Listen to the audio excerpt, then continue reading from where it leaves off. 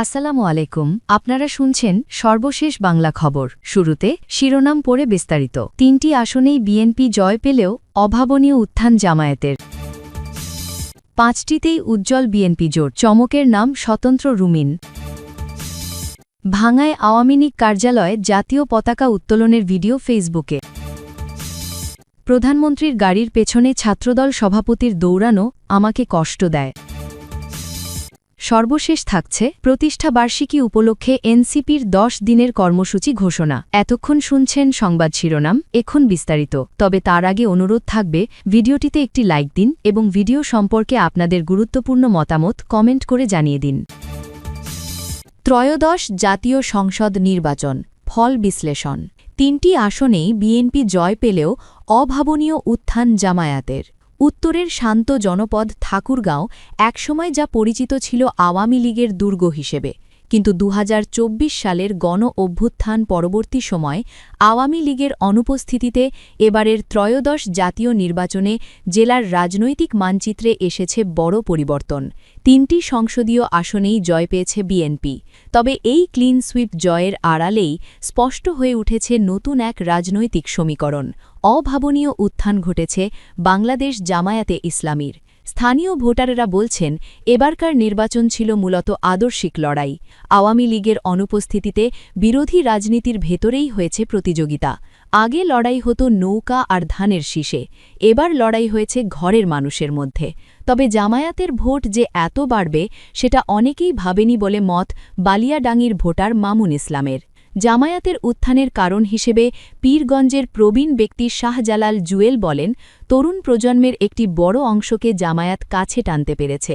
তবে স্থানীয় রাজনৈতিক বিশ্লেষক নাজমুল হকের মতে আওয়ামী লীগের শূন্যতায় যে ভোট ব্যাংক তৈরি হয়েছে তার একটি বড় অংশ জামায়াত দখলে নিয়েছে। বিশেষ করে ২ ও ৩ নম্বর আসনে তাদের অবস্থান ভবিষ্যতের জন্য বিএনপির কাছে সতর্কবার্তা।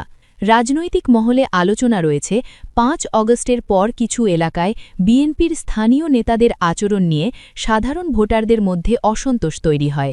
বিভিন্ন স্থানে অরাজকতা ও অভ্যন্তরীণ কোন্দলের অভিযোগও শোনা গেছে। এই কারণগুলো জামায়াতের ভোট বৃদ্ধিতে ভূমিকা রেখেছে বলে মনে করছেন অনেকে। তারা আরও বলছেন, তৃণমূল পর্যায়ে শৃঙ্খলা রক্ষা ও জনসম্পৃক্ততা বাড়াতে না পারলে ভবিষ্যতে বিএনপির এ ক্ষয় আরও প্রকট হতে পারে। ৩টি আসন বিএনপির দখলে এলেও রাজনৈতিক বোদ্ধাদের মতে জামায়াতের এ ফল ভবিষ্যতে আসন ভাগাভাগি কিংবা স্থানীয় রাজনীতিতে দর কষাকষির ক্ষেত্রে বড় ভূমিকা রাখবে। আওয়ামী লীগের ভোট কোন দিকে সরে গেছে এবং জামায়াতের ভোট বৃদ্ধির পেছনে কোন কোন ফ্যাক্টর কাজ করেছে তা নিয়ে বিএনপির অন্দরেও শুরু হয়েছে চুলচেরা বিশ্লেষণ। ঠাকুরগাঁও ১ আসনে বিএনপি মহাসচিব মির্জা ফখরুল ইসলাম আলমগীর বড় ব্যবধানে জয় পেয়েছেন মূলত তার পরিচ্ছন্ন ভাবমূর্তি এবং জাতীয় রাজনীতিতে তার প্রভাব ও সর্বমহলে গ্রহণযোগ্যতা। এ আসনে মির্জা ফখরুল ২,৩৮,৮৩৬ ভোট পেয়ে বিজয়ী হয়েছেন।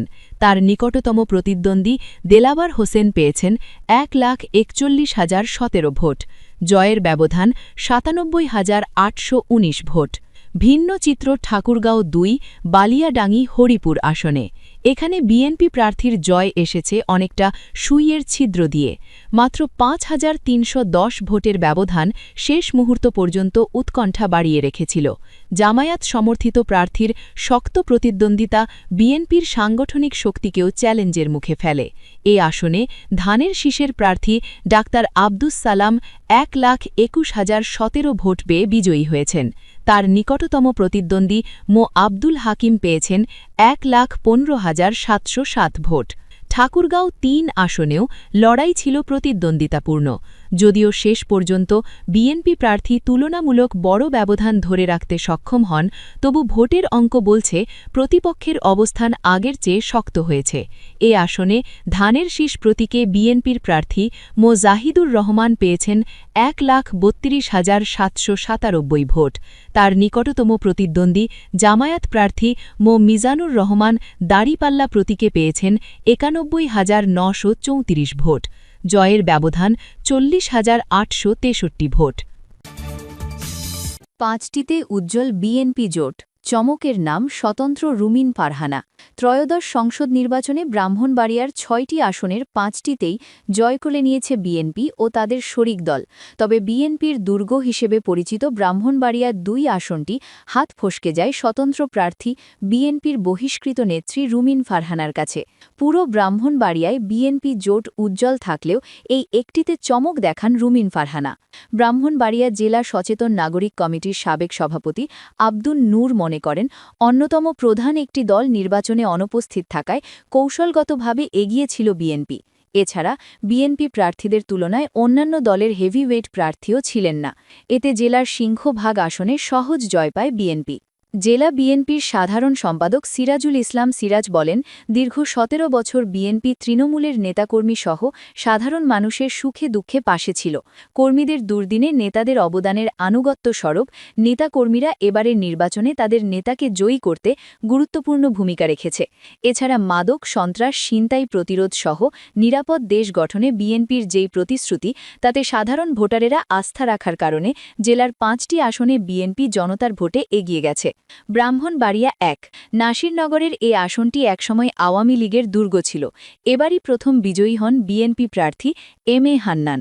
তার প্রাপ্ত ভোট ৬৮,০৯২। নিকটতম প্রার্থী বিএনপির বিদ্রোহী প্রার্থী ঘোড়া প্রতীক নিয়ে একেএম কামরুজ্জামান পান ৩৫,২২০ ভোট, আর জামায়াতের প্রার্থী একেএম আমিনুল ইসলাম পান ২৪,৪৩০ ভোট। এছাড়া বিএনপির অপর বিদ্রোহী প্রার্থী ইকবাল চৌধুরী পেয়েছেন ১৭,৬৬৬ ভোট। এই আসনটিতে বিএনপি প্রার্থী অপর ২ বিদ্রোহী নিয়ে অনেকটা বেকায়দায় ছিল। শেষ মুহূর্তে সাবেক কেন্দ্রীয় বিএনপি নেতা সৈয়দ একেএম একরামুজ্জামান দলীয় সিদ্ধান্তে নির্বাচন থেকে সরে গিয়ে বিএনপি প্রার্থীকে সমর্থন দেওয়ায় পাল্টে যায় ভোটের হিসাব নিকাশ। এতে প্রায় ৩৩,০০০ ভোটের ব্যবধানে নিজ দলের বিদ্রোহী কামরুজ্জামানকে পরাজিত করেন এম এ হান্নান। এ আসনে ভোট পড়েছে ৫৪.৫০%। ব্রাহ্মণবাড়িয়া ২ বহুল আলোচিত আসন এটি। সরাইল, আশুগঞ্জ ও বিজয়নগর উপজেলার আংশিক নিয়ে গঠিত এ আসনে বিএনপি জোটের প্রার্থী জামিয়াতে উলামায়ে ইসলামের সহসভাপতি জুনায়েদ আল হাবিবকে ৩৮,১১৩ ভোটের ব্যবধানে পরাজিত করেন বিএনপির বিদ্রোহী স্বতন্ত্র প্রার্থী ব্যারিস্টার রুমিন ফারহানা। তিনি পান ১,১৮,৫৪৭ ভোট, আর জুনায়েদ আল হাবিব পান ৮০,৪৩৩ ভোট। স্থানীয়দের মতে ব্রাহ্মণবাড়িয়া ২ আসনটি বিএনপির দুর্গ হলেও বারবার জোট প্রার্থীদের জন্য ছেড়ে দেওয়া হয়। এতে তারা কাঙ্ক্ষিত উন্নয়ন থেকে বঞ্চিত হন। তাই গত ১৭ বছরে দলের জন্য রুমিন ফারহানার অবদানই তাকে সাধারণ ভোটার সহ দলের বিভিন্ন পর্যায়ের নেতাকর্মীদের কাছে গ্রহণযোগ্য করে তোলে। বহু নেতাকর্মী দল থেকে বহিষ্কার হওয়া সত্ত্বেও তারা রুমিন ফারহানার জন্য সক্রিয়ভাবে নির্বাচনের মাঠে কাজ করেন। ব্রাহ্মণবাড়িয়া ৩ সদর ও বিজয়নগর উপজেলার এ আসনে সহজ জয় তুলে নেন কেন্দ্রীয় বিএনপির অর্থনৈতিক বিষয়ক সম্পাদক খালেদ হোসেন মাহবুব শ্যামল। তিনি পান ২,০৯,৬৩৬ ভোট। তার নিকটতম প্রতিদ্বন্দ্বী ছিলেন জামায়াত নেতৃত্বাধীন ১১ দলীয় জোটের এনসিপির প্রার্থী মোহাম্মদ আতাউল্লাহ। তিনি পেয়েছেন ৬২,৪৪৭ ভোট। ভাঙায় আওয়ামী লীগ কার্যালয়ে জাতীয় পতাকা উত্তোলনের ভিডিও ফেসবুকে। ফরিদপুরের ভাঙা উপজেলায় কার্যক্রম নিষিদ্ধ আওয়ামী লীগ কার্যালয়ে জাতীয় পতাকা উত্তোলন করা হয়েছে। আজ বৃহস্পতিবার ভোরে ভাঙা গোলচত্বরের গোড়ায় পৌরসভা বাসস্ট্যান্ড এলাকার পাশে উপজেলা আওয়ামী লীগ কার্যালয়ে এই ঘটনা ঘটে। ওই ঘটনার ভিডিও সামাজিক যোগাযোগ মাধ্যমে ছড়িয়ে পড়েছে। ২৪-এর গণ অভ্যুত্থানে আওয়ামী লীগ সরকার পতনের দিন ৫ আগস্ট ভাঙা উপজেলা আওয়ামী লীগের কার্যালয়ে ভাঙচুর করা হয়। তখন থেকে কার্যালয়টি তালাবদ্ধ অবস্থায় আছে। এ অবস্থায় সেখানে জাতীয় পতাকা উত্তোলন করা হয়েছে। এর আগে চলতি মাসে ফরিদপুর পৌর আওয়ামী লীগ ও নগরকান্দা উপজেলা আওয়ামী লীগের কার্যালয়ে জাতীয় পতাকা উত্তোলনের ঘটনা ঘটেছে। ভিডিওতে দেখা যায় অজ্ঞাত পরিচয়ে এক ব্যক্তি একাই সেখানে উপস্থিত হন। তিনি জাতীয় পতাকা উত্তোলন করেন এবং নিজেই পুরো ঘটনার ভিডিও ধারণ করেন। ভিডিওতে তাকে বলতে শোনা যায়, ভাঙা উপজেলা যুবলীগের সাংগঠনিক সম্পাদক শেখ আরাফাতের উদ্যোগে এ পতাকা টাঙানো হচ্ছে। এছাড়া ফরিদপুর ৪, ভাঙা, সদরপুর ও চর ভদ্রাসন আসনের সাবেক সংসদ সদস্য মজিবুর রহমান চৌধুরী নিক্সনের নির্দেশে এ কর্মসূচি পালিত হয়েছে বলে উল্লেখ করেন তিনি। পতাকা উত্তোলনের সময় তিনি নিক্সন চৌধুরী আসবে, বাংলাদেশ হাসবে, শেখ হাসিনা আসবে, বাংলাদেশ হাসবে, জয় বাংলা প্রভৃতি স্লোগান দেন। ওই আওয়ামী লীগ কার্যালয়ের পাশেই ভাঙ্গা হাইওয়ে থানা। এ বিষয়ে ভাঙ্গা থানার ভারপ্রাপ্ত কর্মকর্তা আব্দুল আলিম বলেন, আমরা সারাদিন রাত টহল দিয়েছি।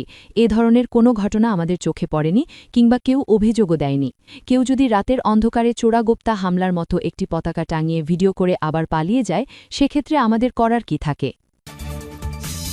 প্রধানমন্ত্রীর গাড়ির পেছনে ছাত্রদল সভাপতির দৌড়ানো আমাকে কষ্ট দেয়।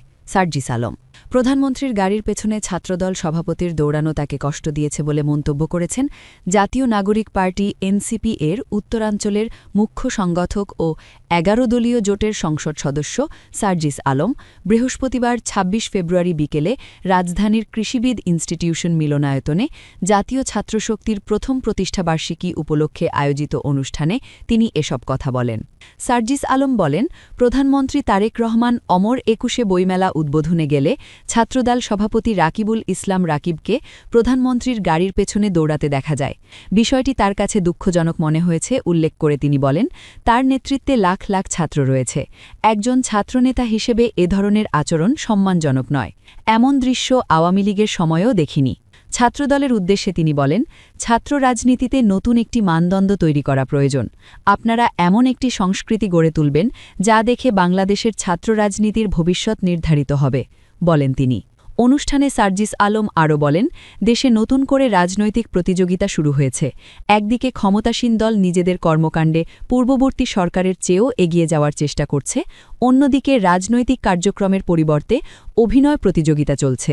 তিনি দাবি করেন, দেশে সমঝোতার রাজনীতি শুরু হয়েছে এবং বিভিন্ন ক্ষেত্রে অনিয়ম ও দুর্নীতির পুনরাবৃত্তি ঘটছে। এ অবস্থা থেকে মুক্তির জন্য ছাত্রশক্তিকে সংগঠিত হওয়ার আহ্বান জানান তিনি।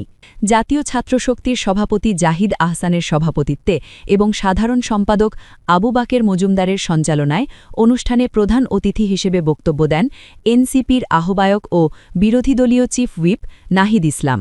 এছাড়া আরও বক্তব্য দেন এনসিপির সদস্য সচিব আখতার হোসেন, যুগ্ম আহ্বায়ক সারোয়ার তুষার, যুগ্ম সদস্য সচিব আবদুল্লাহ আল আমিন, যুবশক্তির আহ্বায়ক অ্যাডভোকেট তারিকুল ইসলাম এবং ছাত্রশক্তির ঢাকা বিশ্ববিদ্যালয় শাখার সাধারণ সম্পাদক আলামিন সরকার। প্রতিষ্ঠাবার্ষিকী উপলক্ষে এনসিপির ১০ দিনের কর্মসূচি ঘোষণা। জাতীয় নাগরিক পার্টি এনসিপি তাদের প্রথম প্রতিষ্ঠাবার্ষিকী উপলক্ষে ১০ দিনব্যাপী কর্মসূচি ঘোষণা করেছে। বৃহস্পতিবার ২৬ ফেব্রুয়ারি ঢাকায় আয়োজিত প্রতিষ্ঠাবার্ষিকীর অনুষ্ঠানে এ ঘোষণা দেন দলের জ্যেষ্ঠ যুগ্ম আহ্বায়ক আরিফুল ইসলাম আদিব। দেশ যাবে নতুন পথে, ফিরবে না আর ফ্যাসিবাদে। এই স্লোগানকে সামনে রেখে ১০ দিনের কর্মসূচি গ্রহণ করেছে এনসিপি। বিপ্লব, বিকল্প, বিনির্মাণ আদর্শ ধারণ করে আগামী ২৮ ফেব্রুয়ারি জুলাই শহীদ পরিবারের সদস্য, ফ্যাসিবাদ বিরোধী রাজনৈতিক দলের নেতা, গণমাধ্যম কর্মী ও অ্যাক্টিভিস্ট এবং সারা দেশের জেলা কমিটির আহ্বায়ক ও সদস্য সচিবদের নিয়ে ইফতার মাহফিল অনুষ্ঠিত হবে। একই দিনে গত ১ বছরের কর্মসূচি নিয়ে ডকুমেন্টারি ও চিত্র প্রদর্শনীর আয়োজন করা হবে। এছাড়া বিভাগীয় পর্যায়েও ধারাবাহিক ইফতার মাহফিল অনুষ্ঠিত হবে। সূচি অনুযায়ী ২ March Chittagong, ৩ March Comilla, ৪ March Sylhet, ৫ March Mymensingh, ৬ March Dhaka, ৭ March Faridpur, ৮ March Barisal, ৯ March Khulna, ১০ March Rajshahi, ১১ March Rangpur, ১২ March Dhaka মহানগর, ১৩ মার্চ ঢাকা মহানগর উত্তর এবং ১৪ মার্চ ঢাকা মহানগর দক্ষিণে কর্মসূচি পালিত হবে। আরিফুল ইসলাম আদিব জানান, ২৮ ফেব্রুয়ারি ধানমন্ডির আবাহনী ক্লাব মাঠে প্রতিষ্ঠাবার্ষিকীর সমাবেশ ও ইফতার অনুষ্ঠানের আয়োজন করবে এনসিপি। এতে নাহিদ ইসলাম, মামুনুল হক এবং ঢাকা ১২ আসনের সংসদ সদস্য উপস্থিত থাকবেন। প্রতিষ্ঠাবার্ষিকী উপলক্ষে সমাবেশ, ইফতার ও দোয়া মাহফিলের পাশাপাশি চিত্র প্রদর্শনীরও আয়োজন করবে দলটি।